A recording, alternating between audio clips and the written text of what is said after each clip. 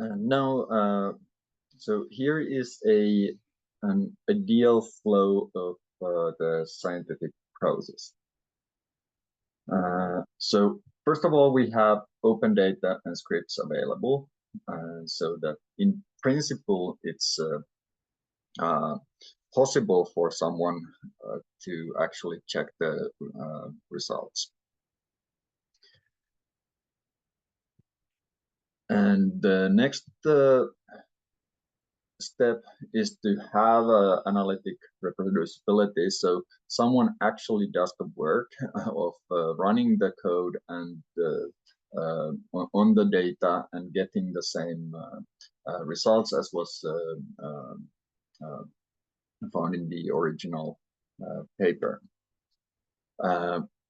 Next step is to have the same results with different analytic choices. So you remember the garden of 14 paths. So even if you do some corrections or leave out some observations or include others or combine conditions, you get the same results, and the results are robust to the different choices made during the analysis.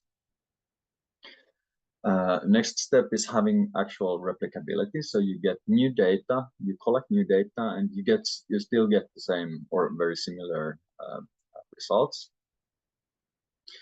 And finally, we end up with generalizability. So we collect different samples, and we always get the same results. And when we end up in this position, then we have actually found something quite useful, and science has, so to say, proceeded forward. And this is an idealized form, and we will soon see what are some bottlenecks in this. But this has been promoted in something called the TOP guidelines, Transparency and Openness Promotion guidelines, which have been drafted out by something called the Center for Open Science. And so we have in the science magazines guidelines, they had data standards, so all data should be available. This is, of course, it's problematic in the sense that all data usually isn't available, and people say that the data is available on request, but then they don't actually ever respond to your request when you request for the data. Code transparency, so they want the computer code to be available. And here we have some problems, because sometimes the code, if you use R, for example, you may not have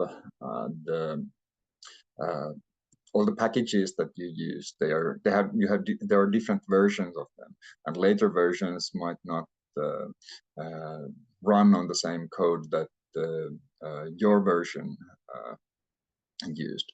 And so there are some solutions for this. You might want to check out this blog, Data Colada. They have a blog post on why R is a threat to reproducibility. There are solutions, but it's a real problem. Research materials transparency.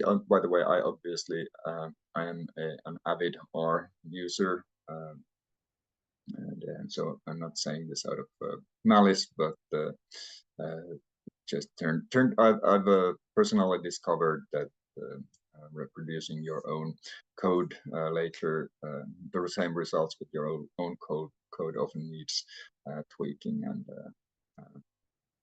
updating. So next step was research materials transparency. So if you have, for example, a behavior change intervention that used particular materials, like posters or something like this, they are actually made available. And pre-registration of studies and analysis plans. So if there is a confirmatory study, you should say what you're going to do before you do it.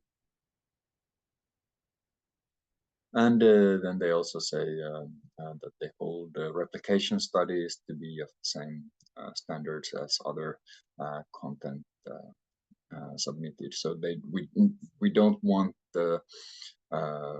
those studies that find crazy things like extrasensory perception or precognition. We don't want to be in a situation where those things get published when they are sort of discovered, but those studies that don't find the effects don't get